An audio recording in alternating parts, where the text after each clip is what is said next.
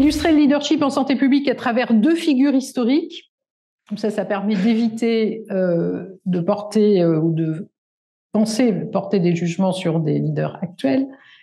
Je présenterai ensuite les fondamentaux du leadership en santé publique et puis enfin les compétences nécessaires pour un leadership efficace en santé publique et puis les enjeux de formation qui sont fondés sur l'apprentissage par les compétences. Donc je commence avec vous par brièvement 2 exemples de leaders de l'histoire de la santé publique qui ne sont pas discutés comme leaders ni même comme pour ce qu'ils ont apporté. Le premier, donc un homme, une femme. Le premier, c'est un obstétricien qui a exercé à l'hôpital de Vienne au milieu du 19e siècle. Et à partir d'observations très rigoureuses, il met en évidence le rôle dans la survenue de la fièvre puerpérale, c'est une infection qui tue assez fréquemment les femmes au moment de l'accouchement ou juste après. Il met en évidence le rôle de ce qu'il appelle des particules cadavériques, on est bien avant Pasteur, et qui seraient transportées par les médecins après leurs activités d'autopsie, lorsqu'ils examinent les femmes en train d'accoucher, puis qu'ensuite, donc ils font les autopsies, puis ils remontent à l'étage suivant et ils examinent les femmes en train d'accoucher. Lui, il comprend qu'il se passe quelque chose dans cette transmission par les mains et il impose le lavage des mains avec une solution chlorée, toute chose qui nous semble assez évidente aujourd'hui. Et ça a un impact immédiat sur la réduction de la mortalité maternelle. Bon, malgré ses succès, il rencontre des relations assez difficiles avec ses collègues. Il refuse pendant assez longtemps d'ailleurs de publier ses résultats, même si ils font l'objet de données très intéressantes, et il doit quitter le service. Et à ce moment-là, ses pratiques sont abandonnées pendant un temps au moins, et ça fait à nouveau grimper la mortalité. Deuxième exemple, Florence Nightingale, pionnière des soins infirmiers et de la santé publique, au XIXe siècle aussi. Et là, elle utilise ses connaissances en soins infirmiers, aussi en statistique, pour améliorer les conditions sanitaires des hôpitaux, en particulier des hôpitaux de campagne, pendant la guerre de Crimée, donc, qui était une guerre qui opposait la Russie à un certain nombre de pays européens. Et elle réduit la mortalité des soldats. Elle crée un fonds pour former des infirmières, donc elle est assez attentive à ce que ses connaissances permettent de former et d'améliorer la formation des infirmières, puis elle contribue aussi à des réformes majeures dans la santé militaire et en particulier permettant de transformer les pratiques cliniques au service de la santé des soldats. Ces 2 exemples, ils montrent une vision, une capacité d'action et un engagement de 2 leaders qui ont transformé la médecine et la santé publique. Et ils nous rappellent l'importance de la formation et de la rigueur scientifique. Ces 2 leaders historiques, ils ont influencé les politiques et les pratiques, et ils montrent comment le leadership, vision, capacité d'action, engagement, peut guider les actions vers des objectifs communs de protection et d'amélioration de la santé pour tous. Ces exemples, ils illustrent aussi les fondamentaux du leadership en santé publique et le rôle majeur d'un leader. Fixer une vision claire, proposer des solutions efficaces, mobiliser des ressources et inspirer les autres à travailler ensemble. Ils partagent également des valeurs essentielles en santé publique, l'honnêteté, le respect de la dignité humaine et le courage. Le champ d'action de la santé publique, je ne vais rien vous apprendre, mais ça me permet de rappeler cette interconnexion entre les déterminants de santé, entre les déterminants sociaux, environnementaux de santé, dans ce modèle historique, si j'ose dire, aussi de 2 auteurs anglais, Dahlgren et Whitehead, mis en évidence dans les années 80. Donc le fait que les déterminants sociaux et environnementaux de la santé soient aussi importants, sinon plus que les soins pour améliorer l'espérance de vie au sein d'une population, ça n'est pas un concept très ancien. Ce modèle, il montre aussi que les problèmes de santé actuels, les nouvelles maladies infectieuses, les maladies chroniques, sont influencés par des facteurs interconnectés. Et donc, si c'est donc des facteurs interconnectés entre, je ne sais pas si j'arrive à pointer, des facteurs de style de vie, des facteurs de l'environnement, sociaux et communautaires, des facteurs des conditions de vie où on habite, et puis des facteurs plus généraux de l'organisation de la société et de l'ensemble de l'environnement auquel on est exposé. Et donc, ça montre que tous ces facteurs interconnectés nécessitent une action coordonnée de l'ensemble des acteurs publics et privés impliqués, bien au-delà du domaine des soins et de la santé. Les organismes de logement, de transport, d'éducation, du développement urbain et rural, de l'agriculture, de l'énergie, et je pourrais, au sein des entreprises, donc pour des acteurs privés, montrent que c'est avec une approche intersectorielle, au-delà même du pluridisciplinaire, qui doit impliquer une collaboration cohérente, constructive entre ces différents niveaux de gouvernement et d'acteurs économiques et sociaux, qui est essentielle pour protéger et améliorer la santé des populations. C'est aussi un déterminant de la confiance du public. Et donc, un fort engagement politique est nécessaire pour améliorer la santé publique et la santé des populations. Pourquoi ? Parce qu'on peut le voir aussi de cette manière-là, c'est parce que la santé publique est indissociable de la politique.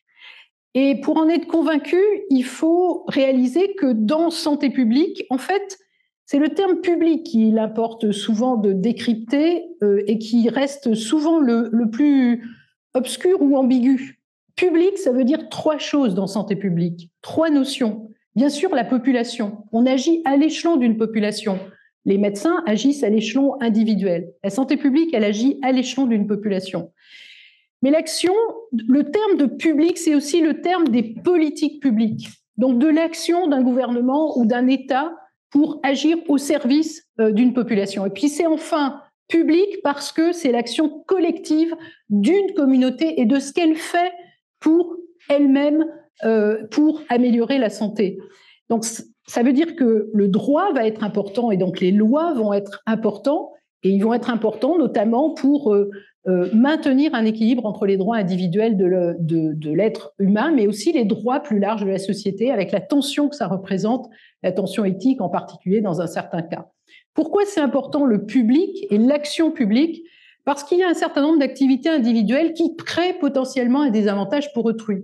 Par exemple, je peux décider que je veux rouler à 180 sur l'autoroute, ou sur une autoroute. C'est sûr que je prends un risque pour moi-même, mais je prends aussi un risque pour autrui. Et c'est seule l'action publique permet de mettre en œuvre des réglementations qui vont viser à atténuer les risques personnels, mais aussi à protéger autrui contre d'éventuels préjudices. Pour la troisième partie, la plus longue, je voudrais déconstruire ou vous proposer de déconstruire un peu quelques idées reçues sur les compétences nécessaires à un leader pour influencer la décision de manière judicieuse et faire face donc aux défis d'un monde qui est imprévisible, complexe, ambigu et incertain. Et ce n'est pas nécessairement que cette semaine que ça se passe comme ça. Donc si je vous demandais ce que c'est que le leadership en général, et en particulier en santé publique, vous me donneriez, ça ne va pas être l'objet de la question sur WooClap, je vous rassure, j'obtiendrai autant de réponses que de personnes, et de plus, il est probable que cette définition que vous me donnez aujourd'hui, ce n'est pas la même définition que vous m'auriez donnée il y a 5 ans, c'est sans doute pas celle que vous me donnerez dans 5 ans, elle changera encore. Et c'est comme dans la littérature sur le leadership en santé publique. Il y a à peu près autant de définitions que d'auteurs, probablement parce qu'il s'agit encore d'un domaine émergent, et notamment en Europe. Et d'ailleurs, avec ces éléments, je vous invite à vous forger vous-même votre propre idée de la définition. Personnellement, il y a 2 définitions que je trouve très utiles pour commencer à réfléchir. La première, elle a le mérite d'être très simple. Celle de Warren Bennis, qui était un conseiller de plusieurs présidents américains. Donc, ça n'est pas spécifique au leadership en santé publique. Néanmoins, il y a 2 notions qu'il exprime. Le leadership, c'est une vision et une capacité d'action. Autrement dit, un leader, il doit avoir en tête l'importance de développer une vision stratégique et aussi d'être attentif aux détails opérationnels pour réaliser cette vision. Et autrement dit, encore plus simple, les discours seuls ne suffisent pas, il faut agir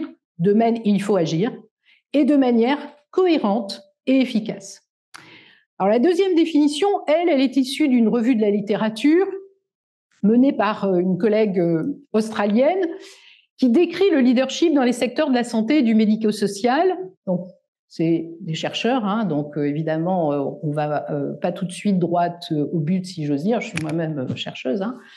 Dynamique influençant le succès des actions dans des contextes spécifiques en stimulant et en inspirant les autres à travers des relations respectueuses et bidirectionnelles pour atteindre les objectifs souhaités. C'est une traduction libre de moi-même, si j'ose dire. Donc, non pas que je veux l'attribuer, mais c'est pour dire qu'il pourrait y avoir des nuances. Mais qu'est-ce qui apparaît en plus ? Ce qui apparaît en plus, il y a toujours la vision, il y a toujours la capacité d'action. Ce qui apparaît en plus, c'est les valeurs, le respect. Et donc, dans cette définition, il y a plusieurs aspects clés qui, justement, donnent une idée contemporaine, mais aussi un peu plus adaptée du leadership en santé publique. D'abord, ça implique la réalisation d'objectifs communs qui mobilisent l'intelligence collective. Ensuite, le leadership, c'est un processus dynamique. Donc, ce n'est pas une qualité innée. Et si je devais le dire plus simplement, on ne naît pas leader, on le devient. Et évidemment, ça va faire la suite avec, on se forme toute sa vie à être un leader. Le leadership, il se démontre dans des contextes spécifiques. Ce n'est pas constant. Hein. On peut être un très bon leader dans un contexte particulier et pas nécessairement un bon leader dans d'autres situations. On ne l'est pas à vie et dans toutes les circonstances. Le leadership, ça consiste à influencer le succès d'un projet à bon escient. Judicieux, j'ai dit tout à l'heure, non par l'autorité ou le pouvoir. Donc, on va devoir trouver les moyens de cette influence et en particulier par les meilleures données de la science. Le leadership, ce n'est pas le management, c'est complémentaire, bien entendu, très important de travailler ensemble, mais ce n'est pas tout à fait la même chose. Et puis enfin, le leadership, ça requiert des relations respectueuses. Et donc, ce n'est pas non plus la poursuite d'un destin individuel ou d'un héroïsme. Le comportement du leader, c'est beaucoup d'écoute, c'est beaucoup d'empathie, c'est de l'humilité, c'est créer pour avoir l'objectif de créer un esprit d'équipe et de mobiliser de l'intelligence collective. Et donc, le relationnel, évidemment, est incontournable. Alors, si le leadership s'apprend, s'enseigne ou encore s'évalue, quelles en sont les compétences. Donc, je vous ai partagé cet article donc, de notre collègue australienne qui montre toutes les définitions qui existent. Et dans les écoles de santé publique, on se fonde très souvent sur un référentiel qui a été publié pour les étudiants européens en 2014 par une de nos collègues néerlandaise, Kasia Kabanowska, qui a d'ailleurs une chaire de leadership en santé publique à Maastricht, qui a proposé, là encore, à la suite d'une série de travaux, de revues systématiques, de consensus d'experts, un référentiel de compétences dans un objectif de leadership collaboratif ou collectif parce qu'on considère que c'est un des plus efficaces pour influencer favorablement la santé ou les décisions pour la santé et pour former les futurs leaders en santé publique. Ce leadership, il se décline à plusieurs niveaux. Se diriger soi-même, diriger une équipe, diriger une organisation complexe et conseiller les leaders. Et donc, il s'organise autour de 8 compétences. La pensée systémique, par exemple, comprendre les problèmes de santé publique, s'engager dans des changements systémiques pour les aborder. Le leadership politique, prévoir les impacts et les conséquences d'une décision. Collaboratif, la communication, la conduite du changement, l'intelligence émotionnelle et le leadership d'équipe, c'est-à-dire favoriser l'épanouissement et le développement de chacun, et puis l'éthique et le professionnalisme autour des grandes valeurs. Un des défis majeurs, Aujourd'hui, c'est le manque de formation pour fournir aux actuels et futurs leaders de santé publique les outils dont ils ont besoin, que ce soit en formation initiale ou continue. On continue à se former toute sa vie quand on est un leader ou un futur leader. Et l'OMS, avec l'ensemble de ses partenaires, dont les représentants des écoles de santé publique, vient d'achever des travaux qui ont été entrepris en 2022 pour actualiser un référentiel de compétences essentielles en santé publique. S'il inclut des compétences spécifiques au leadership, c'est le chapitre 2 que j'ai indiqué dessous. Et en particulier, il souligne que le leadership ne nécessite pas d'être dans une position de direction. Et il se concentre sur la concrétisation d'une vision et de l'intelligence collective, pas sur le leader lui-même. Donc, j'ai eu l'honneur d'être invitée à contribuer au sein de la gouvernance de ce projet et j'en profite aussi pour remercier Roch Georgi qui a largement contribué dans une version antérieure. Alors, qu'est-ce que ça signifie pour vous? Je ne voulais pas nécessairement montrer juste ma photo, mais je voulais parler de ce que l'on a fait en novembre dernier, justement, avec l'OMS, pour un cours de leadership de 2 semaines pour des futurs leaders au niveau des gouvernements européens en particulier. Donc, ça infusera maintenant dans nos masters et dans nos programmes de doctorat. Et je termine, parce que je n'ai plus qu'1 minute, pour partager avec vous le fait, et pour résumer, il n'y a pas de modèle unique de leadership en santé publique, mais certains profils, promoteurs du changement, authentiques ou encore collaboratifs, semblent plus efficaces. Être un leader en santé publique, ça implique essentiellement 3 dimensions fondamentales. Une vision systémique et pas systématique, des connaissances approfondies fondées sur les meilleures données scientifiques et un engagement fort fondé sur les valeurs. Et puis, évidemment, notre véritable combat en santé publique, c'est d'élaborer et concrétiser une vision commune pour améliorer la santé. Et ça veut dire s'attaquer aux inégalités en matière de santé avec ces outils, d'influencer des changements favorables à la santé dans tous les secteurs et de convaincre que la santé, c'est un investissement vital dans tous les secteurs et qui permettent aussi de maintenir la confiance.